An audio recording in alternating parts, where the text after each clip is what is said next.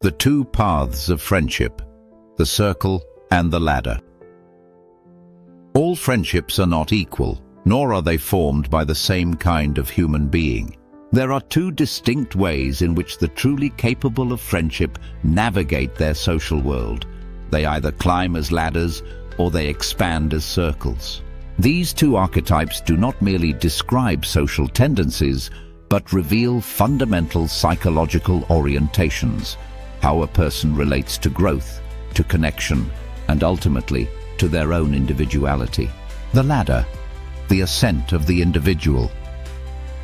A ladder moves upward, ever leaving behind what is no longer useful. The ladder friend is one who outgrows his friendships rather than maintaining them.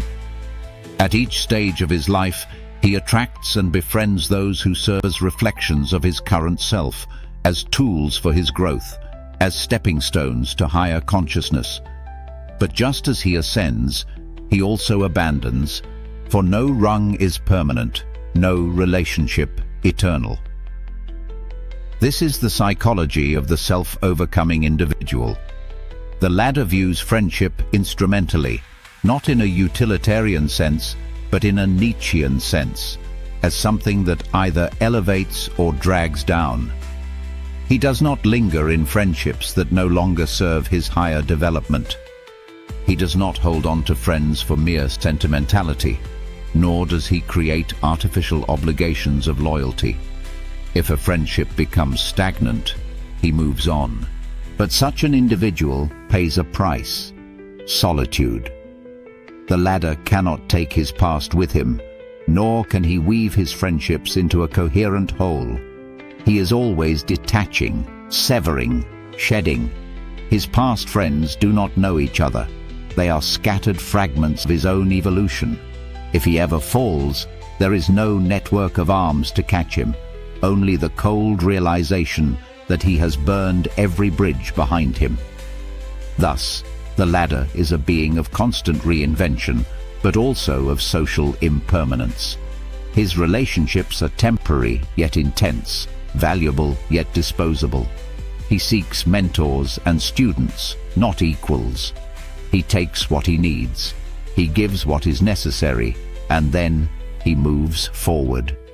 His greatest danger: the inability to love anything for too long. He might, in his pursuit of self-overcoming, forget that the deepest transformations do not always come from new friendships, but from old ones that have endured the test of time. The circle, the architect of community. The circle, by contrast, is a gatherer of souls, a weaver of networks, a creator of tribes. He does not abandon old friendships, but collects them, introducing one friend to another, building an interconnected whole that grows stronger over time. Unlike the ladder, whose relationships are like scattered constellations, the circle constructs a universe where every star is linked. Psychologically, this is the mark of the social creator, the one who seeks richness in diversity, the one who attracts people of different skills, temperaments, and perspectives, and unites them into a coherent whole. His friendships reinforce rather than replace one another. His friend from youth becomes the ally of his friend from old age. His professional contacts blend into his personal relationships. He does not see friendships as linear stepping stones, but as a vast ecosystem where each person contributes something unique and essential. Thus, the circle becomes the center of gravity for many lives. His friendships do not dissipate with time, they accumulate. And this accumulation brings power, for a well-constructed circle opens doors, creates opportunities, offers refuge, and preserves knowledge. If the ladder is alone at the top, the circle builds an empire in every direction. But this, too, has its price. The circle can become trapped in its own web, weighed down by the very relationships it cultivated.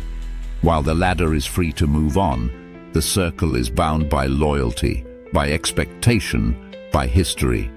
He cannot abandon his people as easily as the ladder can.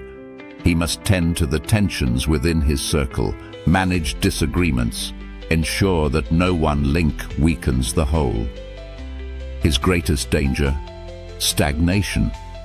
Unlike the ladder, who risks abandoning friendships too easily, the circle risks holding on to them even when they should be let go. He may keep weak or toxic relationships for the sake of unity, refusing to sever ties even when they no longer serve the highest purpose. The social and psychological dynamics, strengths, weaknesses, and the ideal balance. The contrast between ladders and circles is not merely about friendship styles, it is about the fundamental approach to life. The ladder is a loner, a seeker of personal greatness, but risks ending up isolated and disconnected.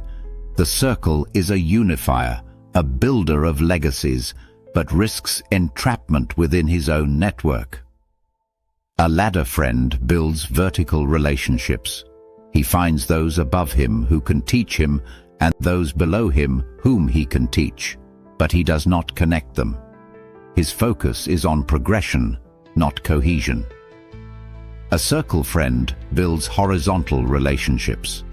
His friendships form a living network where ideas, resources, and affections flow laterally rather than just upward. He does not outgrow his friends, he grows alongside them. Yet the ideal man, the highest type, must possess both. He must climb, yet not discard, weave, yet not be ensnared. He must be a ladder where growth is needed and a circle where legacy is required. Thus, I ask you, are you a ladder, endlessly shedding your past in pursuit of something higher? Or are you a circle, binding together a world of minds and hearts into something greater than the sum of its parts? And more importantly, do you know when to be one and when to be the other? The ladder and the circle in the modern age, how social structures shape friendship. In the modern world, the distinction between ladders and circles is more pronounced than ever, thanks to technology, career structures, and the fragmented nature of contemporary life. Unlike in Nietzsche's time, where friendships were shaped by geographical proximity, class, and tradition, today's social bonds are fluid, transient, and shaped by digital networks. The ladder thrives in an age of ambition. He moves from job to job, city to city, absorbing knowledge, accumulating experiences, but leaving behind disconnected relationships. He networks vertically, seeking mentors, industry contacts, and people who can push him to the next level. But his connections rarely endure. This is particularly evident in high-achieving fields like finance, tech, academia, and entrepreneurship, where success demands constant reinvention and detachment from old social circles. The circle, on the other hand, is the archetype of community building in an era of digital tribes. Social media, group chats, and online communities have given the circle immense power. It is easier than ever to create interconnected networks of people who know and influence each other. Platforms like LinkedIn, Discord, Reddit, and Twitter allow the circle to weave social and professional bonds across the world, ensuring that every friend connects to another, reinforcing the entire network. Yet these modern iterations of the ladder and the circle come with new psychological and societal consequences, and science offers valuable insights into both. The psychological and scientific basis of the ladder and circle dynamics. Modern psychology confirms what Nietzsche intuited. Friendship is not a simple, universal phenomenon, but rather a reflection of personality, status, seeking behavior, and cognitive capacity. There are distinct neurobiological and evolutionary reasons why some people behave as ladders and others as circles. Social networks and Dunbar's number, the cognitive limits of friendship. Anthropologist Robin Dunbar proposed that humans have a cognitive limit on the number of meaningful relationships they can maintain. This is called Dunbar's number, typically cited as 150 people. The ladder defies Dunbar's number. His friendships are short-lived and purpose-driven. He does not maintain old connections, he replaces them. The circle reinforces Dunbar's number. He nurtures and strengthens existing relationships, ensuring that his 150 connections overlap and merge into a cohesive whole. Dunbar's research explains why ladders struggle with long-term friendship maintenance. They prioritize efficiency over depth, constantly expanding and abandoning relationships. Meanwhile, circles optimize their emotional and social energy by reinforcing existing networks rather than chasing new ones. The psychology of high versus low openness to experience. Personality psychology provides another key insight. People with high openness to experience tend to act as ladders, while those with low to moderate openness prefer the circle approach. Ladders are novelty seekers. They crave new experiences, new challenges, new people. Their friendships are dynamic, ever-changing. Circles are stability seekers. They value familiarity, loyalty, and the deepening of existing bonds. The Big Five personality model suggests that ladders and circles reflect underlying personality traits, meaning that these friendship styles are not random choices, but rather deeply ingrained psychological patterns. Career paths and social mobility. The economics of friendship. Sociological studies show that career-driven individuals, entrepreneurs, executives, academics, are more likely to behave as ladders, whereas those in stable community-oriented roles, teachers, religious leaders, local business owners, tend to behave as circles. Research on social mobility and network dynamics suggests that ladders dominate elite and high-performance industries where personal reinvention is required. Circles thrive in community-based, relationship-driven environments where trust and long-term bonds are necessary. This explains why some people constantly move cities, change jobs, and adapt to new cultures, while others remain deeply embedded within a consistent social environment. They have chosen different friendship economies. Friendship and well-being. Does the ladder or the circle lead to a happier life? Scientific studies on social well-being provide a crucial insight. Ladders experience higher highs and lower lows. They enjoy the thrill of novelty and self-improvement, but often suffer from loneliness and social detachment. Circles experience consistent well-being. They have emotional security, but risk stagnation and lack of exposure to new ideas. A 2016 study published in the British Journal of Psychology found that highly intelligent individuals tend to have fewer, more purpose-driven friendships, a pattern that aligns with the ladder mindset. They prefer solitude and selective relationships over broad social circles. Conversely, studies on longevity and happiness, such as those from Harvard's study of adult development, indicate that deep, long-term social connections are the strongest predictor of well-being, suggesting that the circle approach fosters greater life satisfaction. Thus, the ladder achieves intellectual and professional growth, but at the risk of isolation. The circle achieves emotional stability and belonging, but at the risk of social inertia. The modern challenge: finding the balance.